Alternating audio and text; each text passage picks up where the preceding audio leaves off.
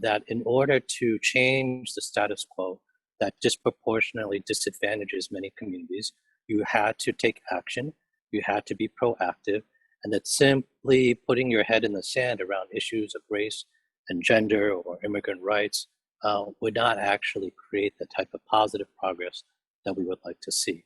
I think this issue is especially important for Asian Americans right now.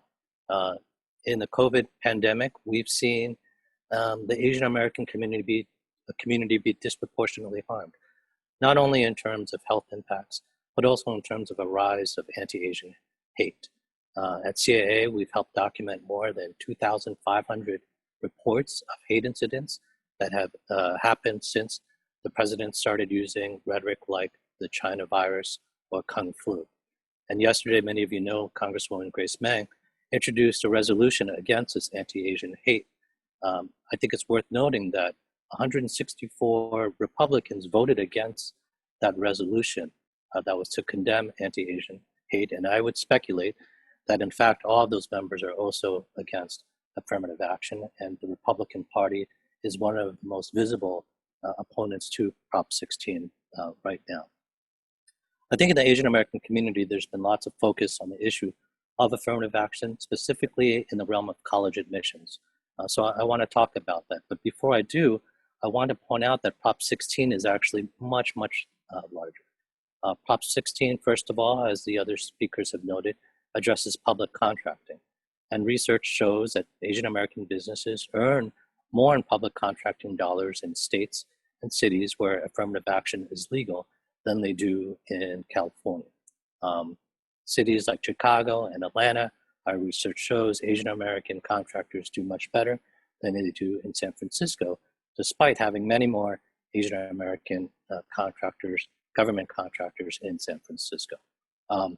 Now, it's not just businesses that want to do business with government. It also affects all small businesses. And we know during the COVID pandemic that Asian-owned small businesses have been harmed even before the shelter-in-place policies due to the rise in racism. That includes our restaurants, that includes our retail, that includes our nail salons. But many of these small businesses have not been able to access some of the federal support programs. Something like 90% of small businesses owned by women and people of color were shut out of the Paycheck Protection Program, one of the primary ways the federal government sought to support small businesses.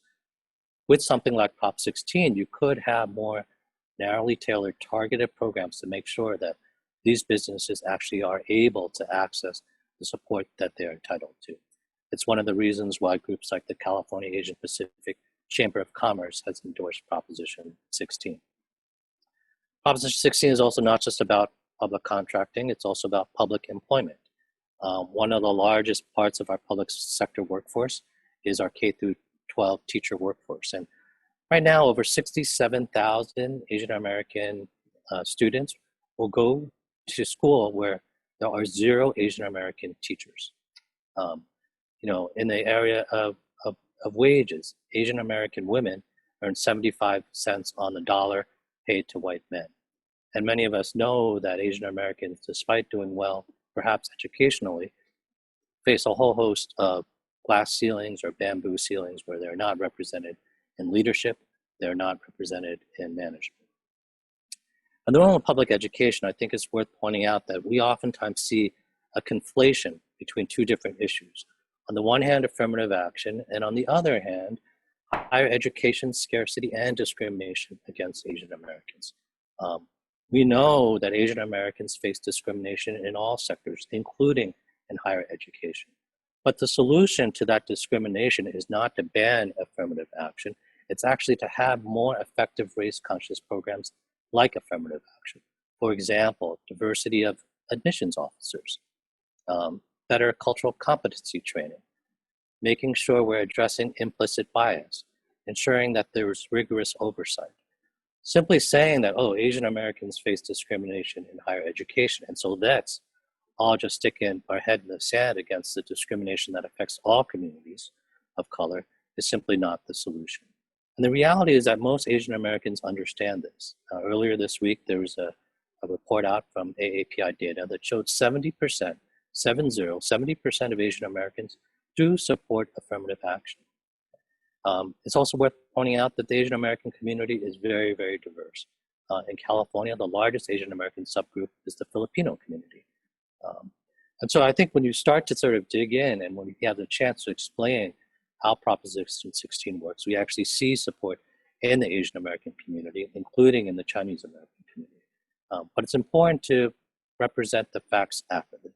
For example, one of the big fears is around quotas. And as Tom mentioned before, quotas are illegal across the country. They cannot come back. The Supreme Court has been really clear about that. The other language we sometimes hear is around race-based admissions. The Supreme Court has also been really clear that if race is to be considered, it could only be considered of one of many factors. In the University of California, it would be something like the 15th or 16th factor. And it could not be the primary factor. It could not be the determinant factor. So I think these are some of the mistruths that are out there that we have to help the community understand, that there could not be quotas, that race would be just one of many factors, and to remember that we actually push for affirmative action for Asian Americans in many settings.